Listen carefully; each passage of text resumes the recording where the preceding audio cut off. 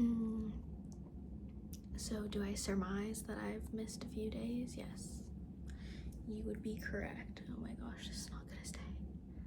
Things I do for my hair to dry with some volume. To be completely candid, I've been recovering my self-esteem. And like out of nowhere, when I started this dating experiment, I realized it's so easy to become centered on things that you weren't previously centered on. In the vaguest ways possible. It's just, I don't know, the thing that I was thinking most when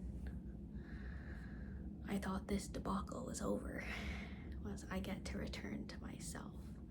And I think my goals for the next date I have, which is Friday, I think my goal is to not feel like I have to return to myself. It's just to show up as myself. And I think I underestimated how much courage and how exhausting, depleting it is to show up as yourself and put yourself in the position to be rejected, which is natural, but there's so much stigma around rejection, and I don't know, there's this whole slew of negative connotations that come with rejection, when simply,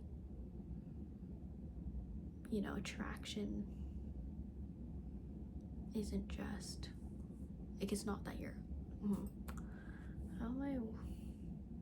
sometimes you're just not, just because you don't check the box doesn't mean that your lack of it is bad, you know, like, per se, someone prefers brunettes over blondes.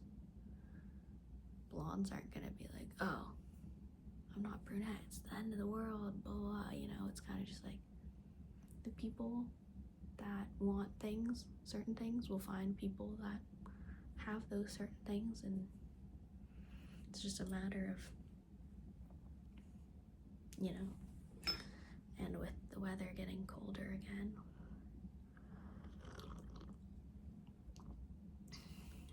we have the heating on in our apartment, but that just means that you wake up with the parchiest throat. I wake up, I'm just like coughing up chalk. I feel like SpongeBob when he first went into Sandy's house and had no water and just shriveled up. But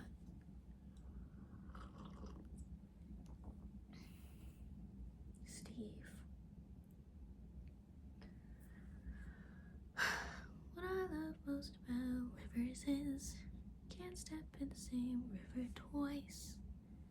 The water is always changing, always oh, I started a new book because I could not get through, I couldn't get hooked on the Irving Stone book that I was reading, unfortunately, so I started, pardon the extreme close-up, oh my gosh, Human Acts, Hong Kong.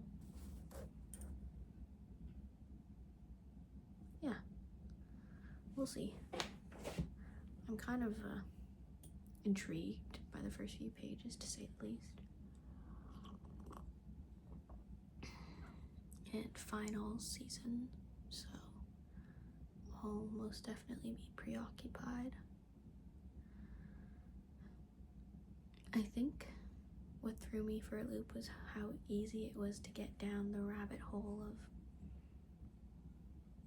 just shallow thinking. I think I spent a week and a half or 2 weeks where my thoughts were purely revolved around my looks, and I thought, no wonder you're drained.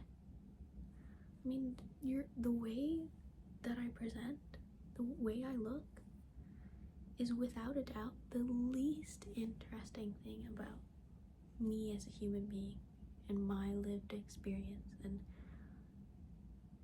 just my up here, my soul. I don't know, it's so weird how there's such an emphasis on what you look on appearance nowadays. It's crazy. Like, you spend one day on TikTok scrolling a little on Pinterest and it's just you're forced to reckon with the fact that there are the top 1% perfect looking people, and all of a sudden in your brain you're just thinking really twisted thoughts like, oh, if they exist out there, who would ever like me, or blah blah blah. And it's just like, I want to be someone. I don't want my whole train of thought to revolve around the way I look or how I can perform to a certain identity or achieve a certain kind of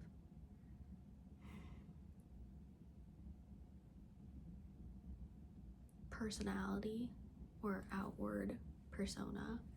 I think my goals now is to simply be myself and to feel like myself when I'm in vulnerable positions, like going on a first date, because that is scary. But I want to reach a place where I don't feel like I have to perform a certain part of my identity or cater to someone completely. Obviously, small talk is a skill. Obviously, you can't just expect to show up to a date and just not do the kind of haha or ask questions. I mean, that's kind of just being polite. But yeah, it was scary.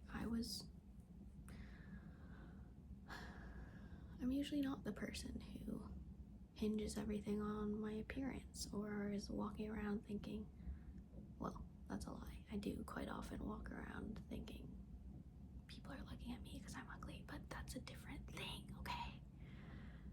The thing that really stuck with me is some woman, I think, answered someone's question about being perceived or maybe confidence or something, and she said, you're just thinking about yourself too much.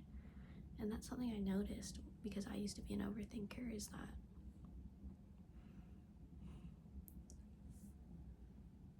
I wasn't even absorbing outside interactions or absorbing what other people around me were saying because I was so focused on what I was saying and how that was coming off. And then I'd walk away from it thinking, oh, I did well, they probably don't hate me, like I probably gave off a good impression, without being able to say a single thing about anyone else. And I thought,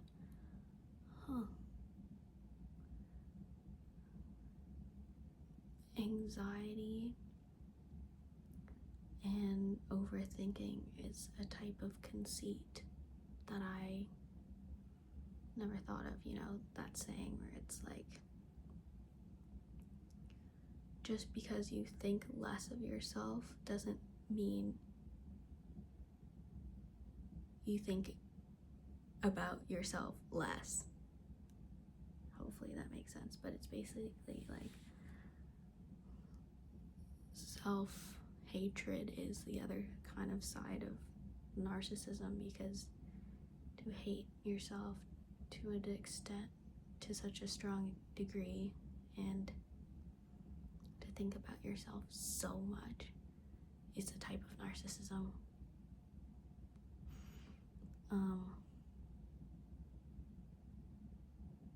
Yeah, I think I went in to a date with a guy and he was more my type, and I'd never really gone on a date with a guy who was my type, and I think I just got carried away with kind of just building someone up and then realizing, like, he's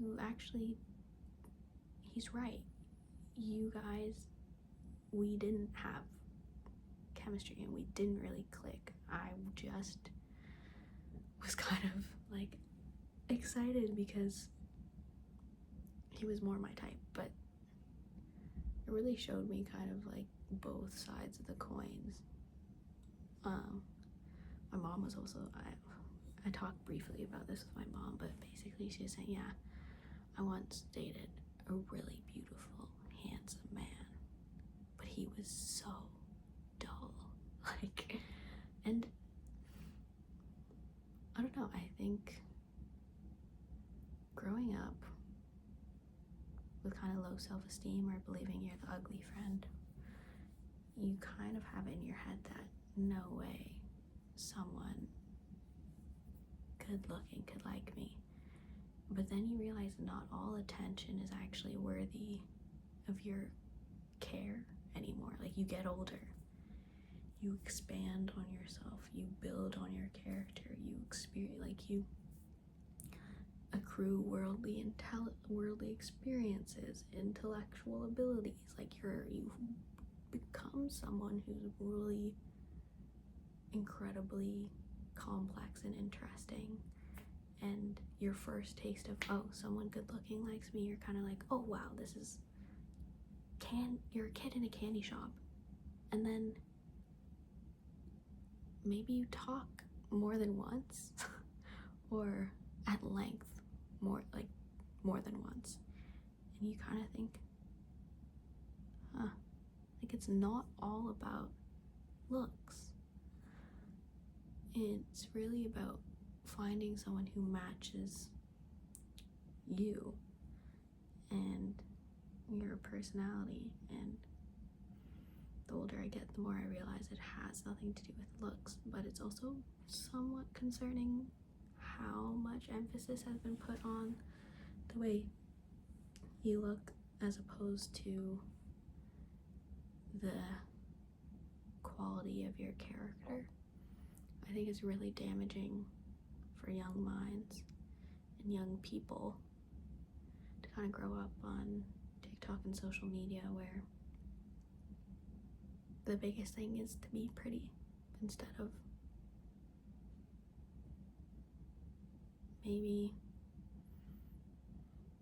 being happy with who you are, or being kind and having integrity, or I don't know, I don't want to sound too much like Disney pushing this be a good person agenda, but really it's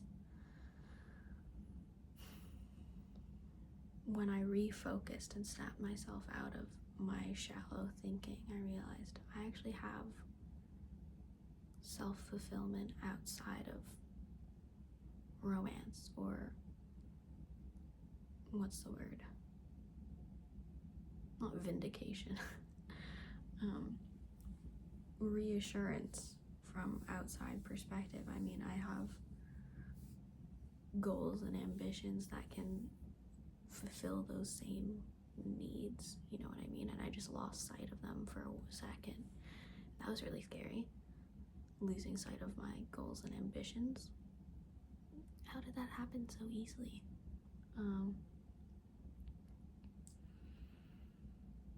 I know.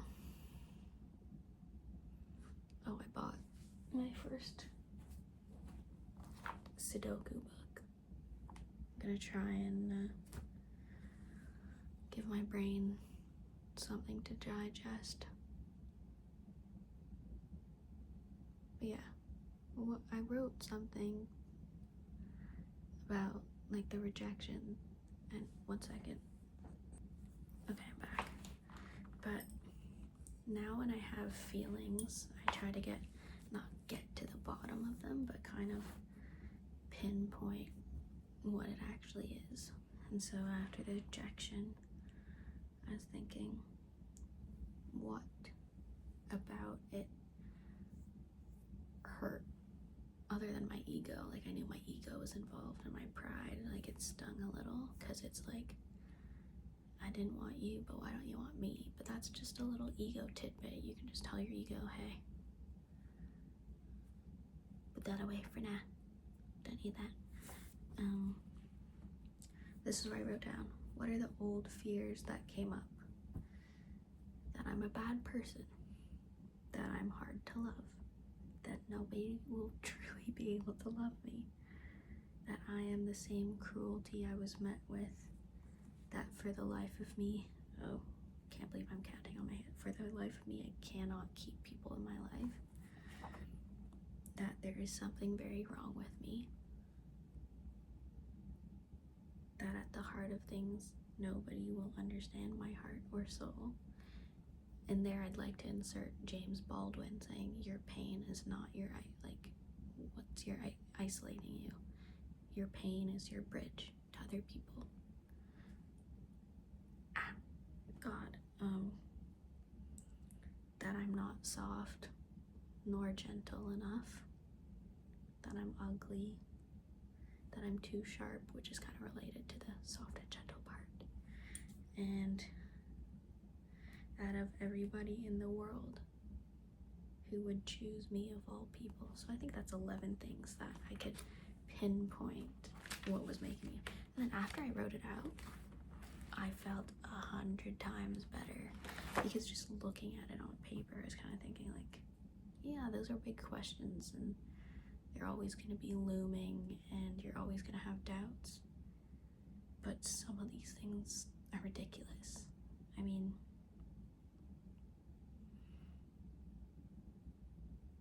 I have people in my life that love me, my friends, my family friends, my relatives. I think I lost sight of the fact that, yeah, they don't know me entirely, and that's where my insecurity comes from. Like, yeah, my parents love me, but I hide so much from them, so no one truly loves me. But I think that's just being nitpicky in a way. Like, yes, it can be lonely, but I think it's also just such a gift to receive any love in the first place. And I came across like a life-changing thought. What was it? Because I'm adopted, right? And there's a lot of stuff that comes with that. And instead of looking at it like I was born to be discarded, or, you know, typical adoptee narrative,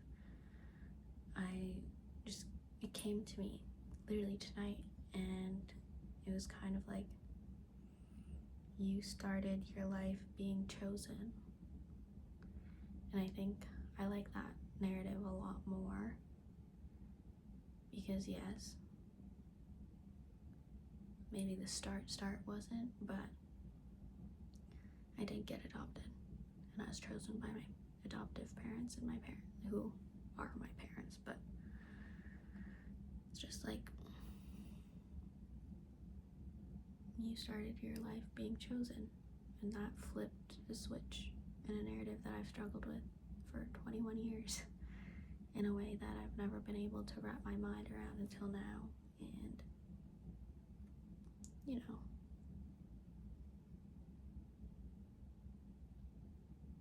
it's incredible what you can get your mind to do, as long as you keep thinking about why you think about things, and inferring and recognizing patterns, and just being curious about yourself. And like, I'm my biggest project, sometimes in the worst way, but really I really find myself interesting, and maybe that's self-centered, but my mind will never cease to amaze me in a way. Not that I think other people will outwardly find me amazing. It's more just me. I like myself, and that's nice. I mean, obviously there are days where it's just like, you know, because I have something that makes you feel like that, but who knows? I think these vlogs are already up and down when it comes to mood, but